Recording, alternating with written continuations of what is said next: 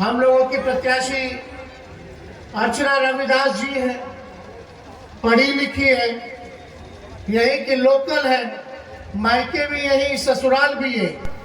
जमुई जो संसदीय क्षेत्र है, ये भाजपा के लोगों ने इसको प्रयोगशाला बना दिया।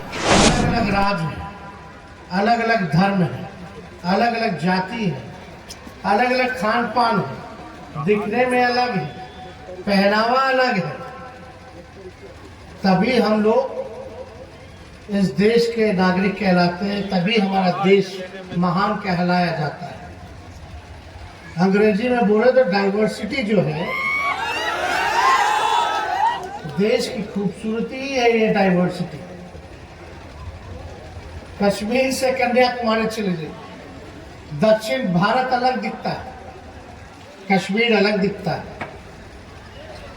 आप नॉर्थ ईस्ट चले जाइए, वो अलग है, गुजरात चले जाइए अलग है, बिहार आ जाइए अलग है। और इसीलिए इस देश की खूबसूरती है, इस देश की खूबसूरती को आप लोग बचाने का काम कीजिए। बताइए, नवरात्र भी मना रहे हैं, ईद भी मना रहे हैं, इससे बढ़िया बात क्या हो सकती है? इसी भाईचारे को हम लोगों को संभाल के रखना है, हिफाजत करनी है। और आप लोग जान रहे, चुनाव का मौसम है, लोकतंत्र का पर्व भी चल रहा है, और ये लोकतंत्र की भी खूबसूरती है, जहां लोकतंत्र में आपको ताकत मिला है कि आप अपना प्रतिनिधि चुन सके। वोट के जरिए आप चुनिए जो ईमानदार हो, जो आपको लगता हो आपके लिए बेहतर काम कर सके, आपके गांव, ब्लॉक, जिले, प्रदेश की तरक्की कर सके, जो विकास कर सके, ऐसे लोगों को आपको चुनने का काम करना है। ये मौका है, और इसी सिलसिले में हम आप लोगों के बीच आए। हम लोगों के प्रत्याशी अर्चना रविदास जी हैं, पढ़ी लिखी है, यहीं के लोकल है, मायके भी यहीं, ससुराल भी है। कहीं कोई दिक्कत होगा तो आपको आ जाइएगा। लक्ष्मीपुर खेड़ा हरला, लक्ष्मीपुर हरला में इनका घर झाझा में पड़ता, खेड़ा में पढ़ाई की है यही इसी ब्लॉक में। तो आप समझ जाइए, कहीं कोई दिक्कत होगा तो आप तो अपनी घर की बेटी के पास आ जाइएगा समस्या लेकर। लेकिन हम सवाल पूछने आए हैं और आप लोगों को बताने भी आए हैं कि जमुई जो संसदीय क्षेत्र है, ये भाजपा के लोगों ने इसको प्रयोगशाला बना दिया।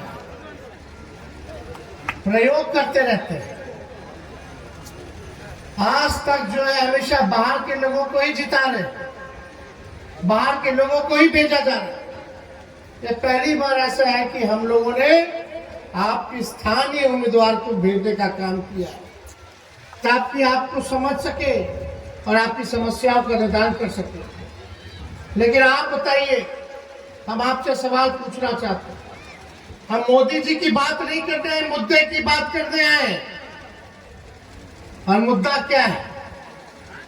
बेरोजगारी है, सबसे बड़ा दुश्मन हमारा। महंगाई है, गरीबी है, पलायन है। हमारे यहाँ कारखाने क्यों नहीं लगे? किसानों की समस्या ये है। असल में पढ़ाई लिखाई, दवाई, कमाई, सिंचाई और सुनवाई वाली सरकार होनी चाहिए, ये है असल मुद्दा। हमारा मोदी जी से कोई दुश्मनी तो है नहीं, हमारा वैचारिक विरोध है, और हम विपक्ष में हैं। हमारा फर्ज बनता है कि हम सवाल करें अपने प्रधानमंत्री से। मेरा छोड़िए, हर एक नागरिक का फर्ज बनता है कि अपने प्रधानमंत्री से वो सवाल कर सके। तो आप बताओ, जमुई का विधायक कौन पार्टी का है? बताइए। बीजेपी का है। अब बिहार सरकार में एनडीए की सरकार कितने साल से चल रही है? कितना? 17 साल से ना। एमपी कौन पार्टी का? एनडीए का। और देश के प्रधानमंत्री कब से है? बीजेपी के हैं 10 साल से। प्रधानमंत्री भाजपा के 10 साल से। बिहार में डबल इंजन की सरकार 17 साल से। बीजेपी का विधायक, बीजेपी का सांसद लगातार 3-4 बार से है कि नहीं? गरीबी है। बताओ नौजवान, हाथ उठा के बताओ कितना लोग बेरोजगार हैं यहाँ। क्या मोदी जी 10 साल 17 साल विधायक, एमपी सब कुछ जमुई ने दे दिया? एक बार नहीं, बार बार बार बार। लेकिन महंगाई हुई है कि नहीं? जाओ दुकान चले जाओ, महंगाई बढ़ी है कि नहीं बढ़ी है? गरीबी बढ़ी है कि नहीं बढ़ी है? पलायन हो रहा है कि नहीं हो रहा है? आपके गांव में कारखाना लगाओ, अच्छा स्कूल बनाओ, मॉडल स्कूल बनाओ, मॉडल अस्पताल बनाओ, दवा की कीमतें महंगी होगी, तो क्या काम किया? तो क्या है भाजपा भाई? किस लिए भाजपा? किस लिए भाजपा? हम तो आपसे सवाल पूछ रहे हैं। लेकिन आपके भाई को जब 17 महीने मौका मिला था तो 5 लाख लोगों को सरकारी नौकरी हमने देने का काम किया। आप लोग जानते हैं 2020 में हमने क्या कमिटमेंट किया था कि अगर हमको मुख्यमंत्री बनाइएगा तो 10 लाख नौजवानों को सरकारी नौकरी देंगे। बोले थे कि नहीं बोले थे? सबसे पहली बार हम ही ना बोले थे। तो उस समय हमारे चाचा जी क्या कहते थे? कहां से देगा? अपने बाप के पास से पैसा लाके वेतन बांटेगा? असंभव है, मूर्ख बना रहा है। चाचा जी बीजेपी को लात मार करके हमसे माफी मांग के फिर आ गए हम लोगों के पास। भाजपा को हटाना था, देश का संविधान लोकतंत्र खतरे में था, देश के संपत्तियों को बेचा जा रहा था। हम बोले ठीक है चाचा जी, माफी मांग रहे हैं, आइए आप ही बनिए मुख्यमंत्री। लेकिन एक वादा हम कर रहे हैं कि हमने तो सवाल पूछेगा कि हम उप मुख्यमंत्री बन गए, अब बोलेगा कि नौकरियां कहाँ हैं?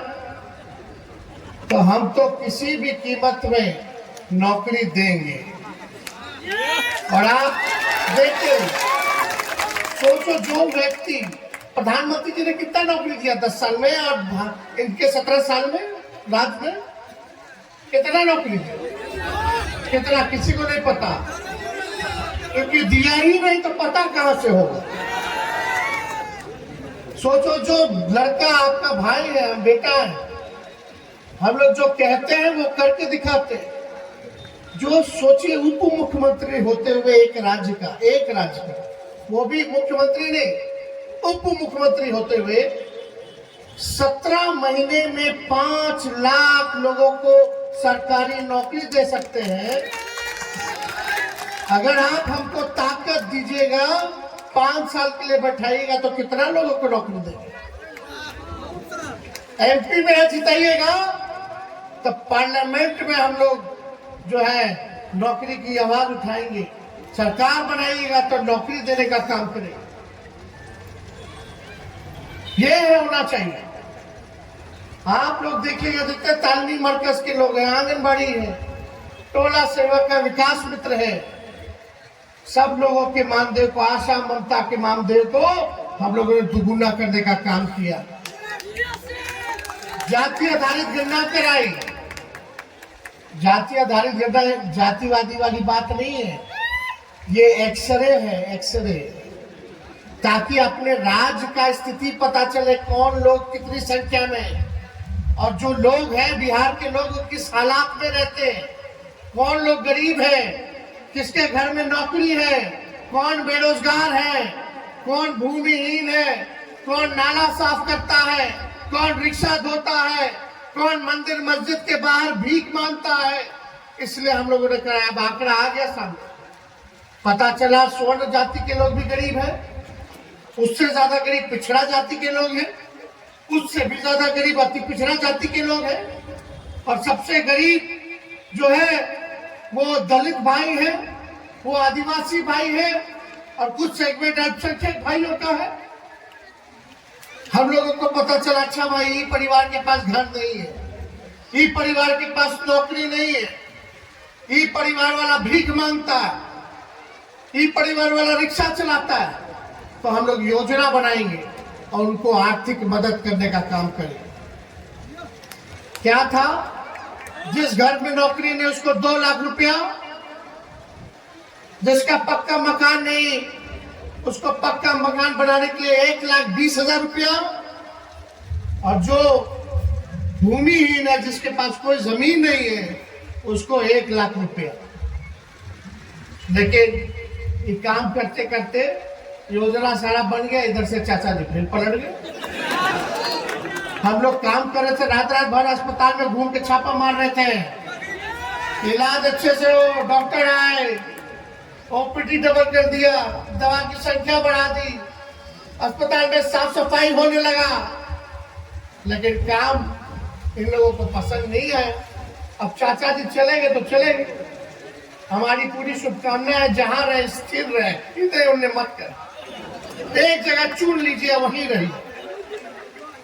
अब बताओ 5 साल के लिए मुख्यमंत्री बनता है, 30 साल में 3 साल हो रहा, 3 बार उठ ले, ऐसे मुख्यमंत्री देखा है भाई? खैर बुजुर्ग है, भाजपा वाले लोग हाईजैक कर लिया है, खैर आपको इसकी चिंता नहीं, लेकिन हम सब लोगों को साथ लेकर के चलना चाहते, सब लोगों को मान सम्मान देना चाहते, अगड़े पिछड़े दलित आदिवासी अल्पसंख्यक सब लोग एक होइए, एक होकर के इस लड़ाई को लड़ना है। और अपने आप को जो लोग आ रहे हैं, हम तो पूछना चाहते हैं, चलो चिराग जी यहाँ से कितने साल से सांसद रहे, उनका पार्टी का ऑफिसों नहीं खुला, होटल में न रहते थे। हाँ, अब चिराग जी के जीजा जी कहाँ रह रहे हैं? होटल में। अब जीतते गए समस्या हो तो आप होटल जाइएगा, कहाँ रहेंगे? चिराग जी के जीजा जी का पता कहाँ है बताओ? इनका तो लक्ष्मीपुर है ना, झाझा की, इनका पता है ना, लेकिन चिराग जी के जीजा जी का पता बता दो हमको, कोई एक आदमी। बहुत लोगों को तो नाम नहीं पता होगा, तो आप सब लोगों से यही कहने आए कि कम से कम ऐसा प्रत्याशी चुनिए जो आपके लिए काम करे। महिला है, पढ़ी लिखी लोकल है, कहीं आप लोगों को दूर जाने की जरूरत नहीं है, मिल लीजिएगा, काम हो जाएगा।